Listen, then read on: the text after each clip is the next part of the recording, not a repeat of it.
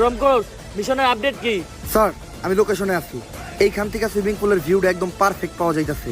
ভালো করে দেখো, সুইমিং পুলের সাথে কালো গেঞ্জি পরে একটা ছেলে শুয়ে আছে। জি স্যার। ওই আমাদের target. Okay sir. Mission complete sir. ওর গায়ে জানি কেউ একটা ফুলের টুকাও না দিতে পারে। ওরে বাঁচানোই আমাদের মিশন।